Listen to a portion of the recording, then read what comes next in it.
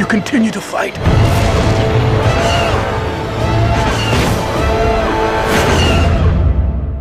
What will you become?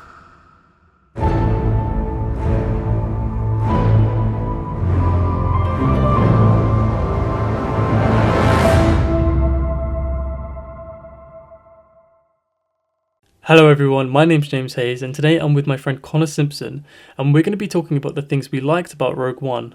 Say hello, Connor. Hello, how are you doing? Thank you for having me. Oh, this is privileged to have you, really.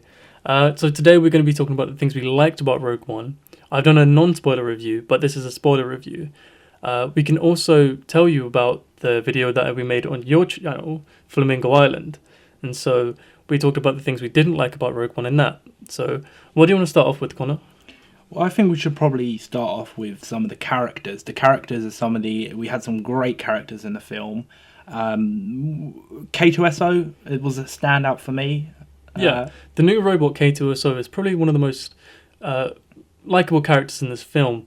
He's very, very funny in the way that he really tells you what he thinks, and he's very charismatic, which is kind of strange for a robot. Something we haven't really found in the Star Wars series yet. Yeah, I think, I was going to say, he kind of carries on the lineage of great droid characters. We've had C-3PO, R2-D2, BB-8, and now K2SO. I think he's kind of a great sort of continuation of the droid legacy. He's witty, funny, and also he has some great sort of action moments as well, where he's quite brutal with the Imperials, and kind of just a badass. Yeah, he's very heavy-handed, and he's not just a droid that translates like C-3PO. He's an Imperial droid that's being reprogrammed, and so he's kind of more brutal with what he does, and so he's kind of more useful. And I think he's probably my favorite character in this film. Yeah. Now on the video on my channel, we talk about what we disliked, and you said that you didn't like Grand Moff Tarkin. Now, he was one of my biggest takeaways. I loved Grand Moff Tarkin in this film. I felt like when I saw this CGI character, I remember I even turned to you and I was like, oh my god, like that was an exciting moment for me. And I also felt like we was kind of watching history unravel in front of us, some sort of CGI history, because we're moving into an era now where people are going to start animating humans. They're going to start bringing people back from the dead in some aspects, and I feel like Grand Moff Tarkin, you could tell he was CG, but I think it was one of the best examples of a human CGI character we've seen. The character's quite ghoulish looking anyway. He has like thin cheeks, and I think they were able to do a lot with him, but you didn't like him, so... I think the character was very well done. I think the writing and the way that they portrayed him, even though he wasn't acting, obviously it was CGI, but that's the very thing that I didn't like. The CGI really, while it was one of the best things we could do today, it's still not good enough in terms of photorealism in movies. And so it did take me away from the film, even though the character was really great and it's something that we've seen before. I think that they could have done it in a way that makes him more menacing, and by showing less screen time, you don't focus as much on the CGI and you focus more on the character. And so if we used a body double, or one of the things I saw was you see a reflection of him at one point, and that looked very realistic. I think they could have used filmmaking techniques to really change the way that we see him, as to not focus on the CGI. But the character himself was great. See, the problem I have with that, though, is if they kept doing that, like, oh, we're going to show you glimpses from behind, from the back, body doubles, then don't you think it would have kind of looked like they were trying to hide that they can't do this yet? I think it's kind of an amazing thing to do, that they can say, okay, we're going to give it a go. We're going to have a good... And let's be honest, it wasn't a horrible CGI. We kind of did go to the Uncanny Valley a little bit, but I don't think it was horrible. I think it's one of the stronger human CGI characters that we've seen in films. But that's something that I kind of thought, even though it was done well, it's not something that they should have really done so much in the film. Oh yeah, we can probably agree with that. Is there any other sort of characters you really liked in this film? So Darth Vader, obviously. Mm-hmm. We see him not very much, but the way that we do see him, we see him very finely. So I think we only see him 3 times in the film. And the last scene that we see him in, where he's killing all of the rebels to get the Death Star plans, was very dramatic and very well done. Yeah, it was horrific, and I've been talking now, like, I would love to see a Vader horror film, because that was like horror in that scene. The emotion on their faces where they were like, we're not getting out of here, we're screwed. That was really quite horrific. That's the sort of Vader I wanted to see, and I liked. I also want to take back to a little bit earlier scene of Vader, which I think it would be quite nice if it was Mustafar. I'm not 100% sure if it was the lava planet, and you see his chamber, his castle, and then him outside of the suit in the sort of the liquid, obviously helping his burns and his breathing problems and all that. I thought that was quite a nice sort of added to the lore of Darth Vader and kind of the tragedy of Anakin Skywalker. Yeah, that really kind of gave us a perspective of Darth Vader we haven't really seen very much before. We see him very quickly at the end of Return of the Jedi, in that state, and this alludes to that in a way that we see him kind of fresh and kind of dealing with his new problems, and I really like that.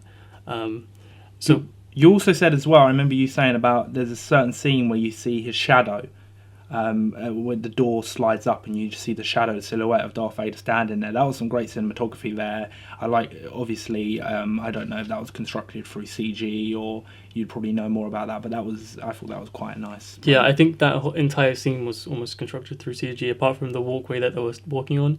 One other thing I liked about that scene was Krennic was waiting for Darth Vader.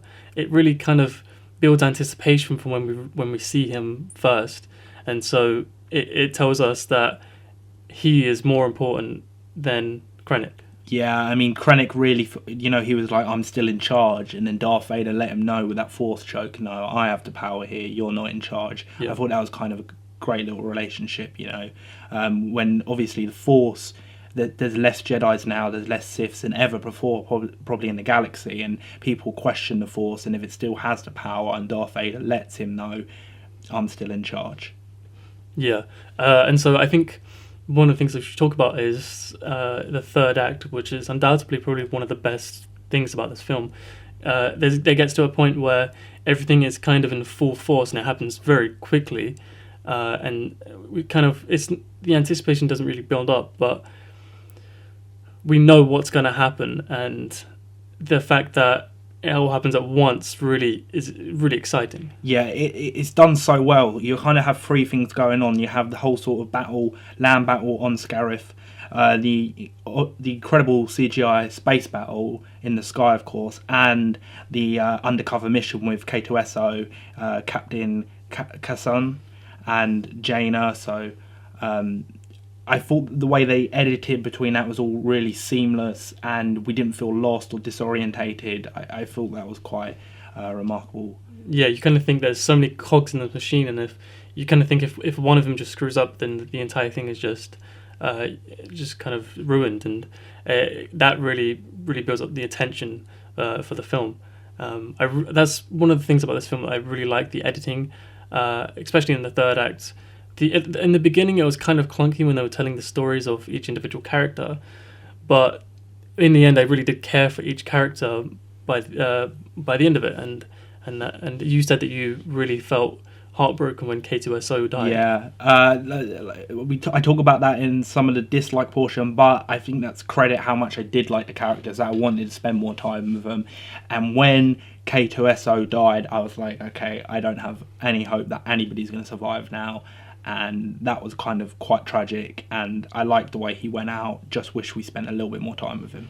Yeah, and I think to end this, I want to talk about the main story of this film, and that's the way that they figured out how to take one of the bad things that Episode 4 had in the film, and that's how easily the Death Star was destroyable, and they turned it into this complete story with all of these characters entwined, and really makes it more emotional how that came to be, and the fact that they took this paragraph from the original scroll and turned it into this narrative that really ties everything together.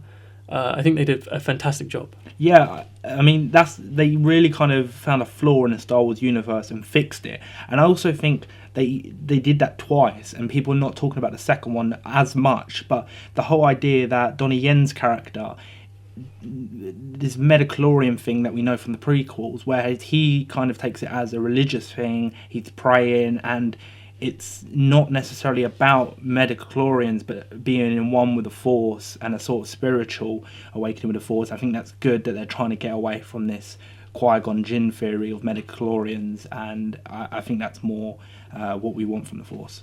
Yeah, and so overall, I think Rogue One was a brilliant film, and I had a fantastic experience watching it. And Connor, what do you think? Yeah, I really enjoyed the film. I want to go see it a couple more times just so I can get more in depth and see where I'd put it on my all-time sort of Star Wars rankings. But yeah, it was definitely a great experience. Yeah, so thank you very much for joining me, Connor. Oh, if you want having me. Yeah, you're welcome. If you want to see Connor's channel, where we did another review about the bad things, like I said, then you can click the link on the screen right now, or you can look in the link in the description below. My name has been James Hayes. I'm with Connor Simpson, and we'd like to both thank you for watching.